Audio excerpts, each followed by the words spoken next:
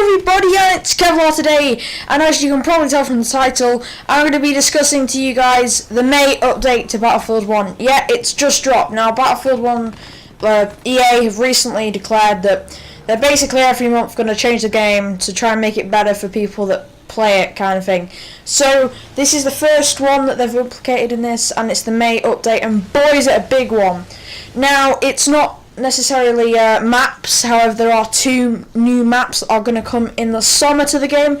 However, what we are going to be seeing is a high change to vehicles and more or less game modes.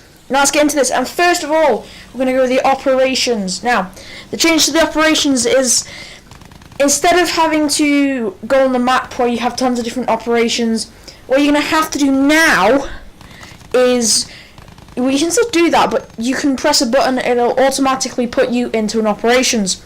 This is good, and also at the end of the operation, instead of kicking you out to go load into another one, which is a whole ball like altogether, you can now just switch teams and like different times and play it again, which is a real necessary implication, I think, to operations. And of course you have the previous updates to the numbers on specific operations, like one of the new French ones, you have 350 attackers from the standard, which I think is really necessary, and we're going to start seeing operations becoming a more balanced game mode, which is nice. Now, moving on to the fighters. Now, as I said before, this update is having a high thing for vehicles.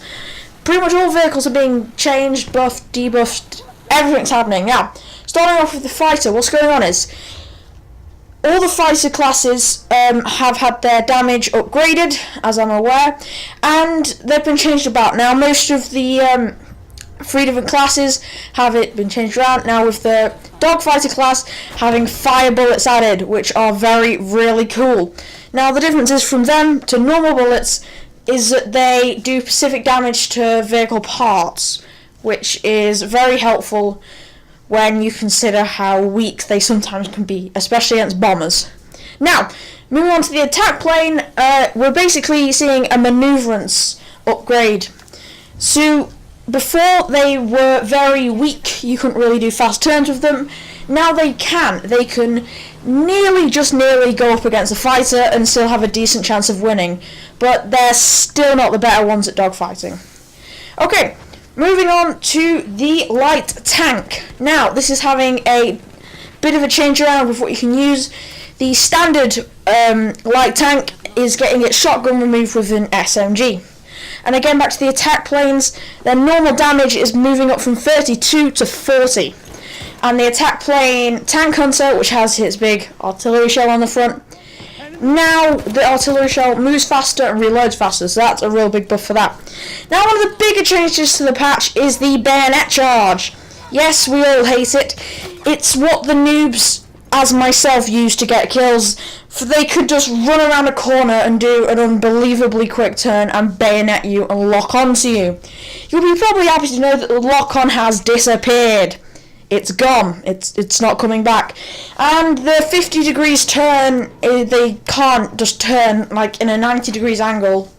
It's made, you have to have skill now to kill the bayonet charge, which I think is slightly annoying because I was bad with the bayonet charge before, but necessary for them players that really don't like it.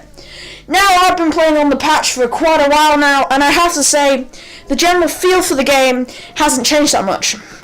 If you're worried about the game really having a big dent into it, don't worry. I mean, the only necessary thing that I've really noticed is the change to Conquest. Now, when you capture a flag, you usually would get a bucket load of points. It would be fabulous. Now, you don't. If you see a flag that's nearly being capped, don't go to it, because you only get 100 points for capping it. They're more now interested in the ticks. So every 5 or 10 seconds it ticks over, that's when you get the real points. Which is slightly annoying, but yeah, it's a bit of a balance. Now, tell me what you think about this update in the comments, because I think it's quite interesting, and I'll be looking forward to next month's update. If you're worried about how any other videos are going that I'm currently doing, my live streaming is still going on, GTA is still going on, and so is Go Recon. Now, I've been Kevlar Plays. Hope you've enjoyed the video, and goodbye guys!